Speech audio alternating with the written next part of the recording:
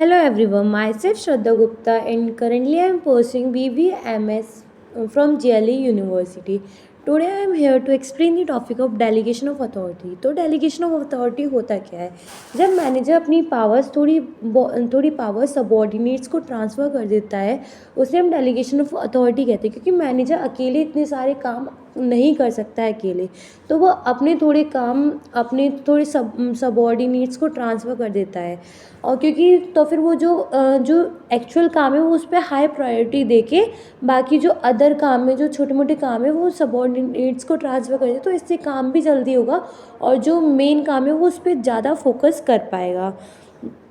According to Peter Drucker, delegation is the process by which managers share the responsibility with subordinates but retain the accountability for the outcome. Manager अपनी जो powers वो जो responsibility वो subordinates को transfer तो करता है, but जो आउटकम्स होते हैं उस काम के वो उसके लिए मैनेजर ही आंसरेबल होता है, कोई सबॉर्डिनेट उसके लिए आंसरेबल नहीं होगा। अगर कोई हायर अथॉरिटी उससे उस काम का रिजल्ट के लिए कुछ भी प्रॉब्लम होगी तो उसके लिए मैनेजर ही आंसरेबल होगा, वो ही अकाउंटेबल होगा। तो हम आते हैं एलिमेंट्स ऑफ डेलीगेशन। डेलीगेशन के एलिमेंट्स होते क्या है? Responsibility, authority and accountability.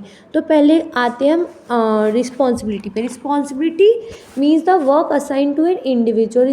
किसी एक को हमने कोई काम दिया है, हमने कोई जिम्मेदारी दी है तो उसे पूरा करना पड़ेगा। जो डेलीगेशन ऑफ प्रोसेस होती है वो चालू ही रिस्पॉन्सिबिलिटी होती है। जब हम रिस्पॉन्सिबिलिटी किसी को देते सबॉर्डिनेट को, वहीं से रिस्पॉन्सिबिलिटी की प्रोसेस, डेलीगेशन की प्रोसेस वहीं से चालू होती है। Example, a sales manager assigns a subordinate the responsibility of preparing a monthly sales report। जो सेल्स मैनेजर हैं उन्होंने अपनी जो मंथली सेल्स रिपोर्ट है वो अपने सबॉर्डिनेट को ट्रांसफ़र करी है, तो इससे हम रिस्पॉन्सिबिलिटी देते हैं कि उन्होंने अपने सबॉर्डिनेट्स को, अपने जो नीचे वाले लोगों को एक काम दिया है, अब उनको वो जिम्मेदारी से पूरा करना ही पड़ेगा। तो दूसरे स्टेप पर आते हैं authority. Authority means power to take decision. अगर हम किसी को रिस्पॉन्सिबिलिटी देते हैं, हम किसी को जिम्मेदारी देते हैं, तो हमें उसे ये भी बताना पड़ेगा कि वो कैसे कर सकता है। वो अपनी अब जैसे कि हमने किसी को उनको टास्क दिया कि हमें इतनी सेल्स करनी है, तो हम उससे ये भी कह सकते हैं तुम इस तरीके से कर सकते हो, तुम इतनी पावर ले सकते हो। Authority is equal to responsibility. हमें जितनी अथॉरिटी देते हैं उतनी ही रिस्पॉन्सिबिलिटी देनी चाहिए, ताकि उसका मिसयूज़ भी ना हो पाए और वो पूरा टास्क भी हो पाए। Example, a department head delegates the authority to a team leader to approve leave application for team member. जो डिपार्टमेंट हेड है उन्होंने टीम लीडर को ये अथॉरिटी दी है कि वो अपने जो टीम मेंबर है उनको लीव एप्लीकेशन प्रोवाइड कर सकें। तो तीसरा आता है accountability. To make sure that the employees और subordinate perform their responsibility in the expected manner, the accountability is created. हम मेक श्योर करने के लिए एम्प्लॉयज़ और सबॉर्डिनेट्स ने जो टास्क किया है वो अच्छे से किया है कि नहीं, उसके लिए अकाउंटेबिलिटी होती है। अकाउंटेबिलिटी मीन्स जो सबॉर्डिनेट्स होते हैं वो आंसरेबल होते हैं अगर उन्होंने टास्क कंप्लीट नहीं किया है। और अकाउंटेबिलिटी और थर्ड और फाइनल स्टेप होता है डेलीगेशन प्रोसेस का।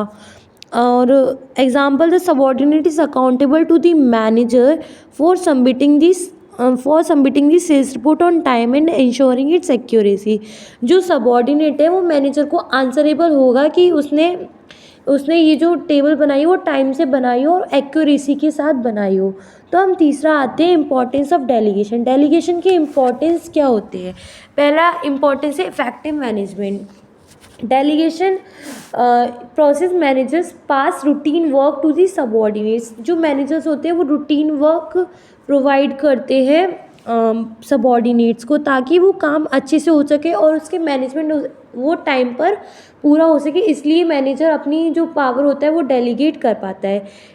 और मोटिवेशन ऑफ एम्प्लॉयज़ डेवलपमेंट, इससे कि एम्प्लॉयज़ होते हैं उनकी स्किल्स भी डेवलपमेंट होती है। अगर कोई मैनेजर अपना कोई टास्क अपनी सबॉर्डिनेट को असाइन कर रहा है तो उसकी ऑब्वियस बात है कि उसकी जो भी स्किल्स है वो थोड़ी बहुत डेवलप होंगी।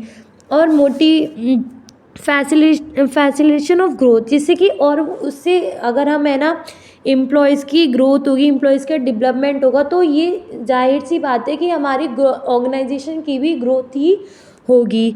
और मैनेजमेंट हायरार्की, इससे मैनेजमेंट हायरार्की भी होती है टॉप टू बॉटम, कि हम अब मैनेजर अपनी लोअर लेवल सबॉर्डिनेट्स को दे रहे हैं, सबॉर्डिनेट्स इसको लोअर उससे भी लोअर लेवल को दे रहा है। इससे कोऑर्डिनेशन भी बेटर होता है और ये वर्कलोड भी मैनेजर को कम करता है, ताकि मैनेजर जो है हाई प्रायोरिटी पे अपना कॉन्सेप्ट पर फोकस कर सके, जो उसे एक्चुअल टास्क करना है। Thank you for this is delegation of process. Thank you.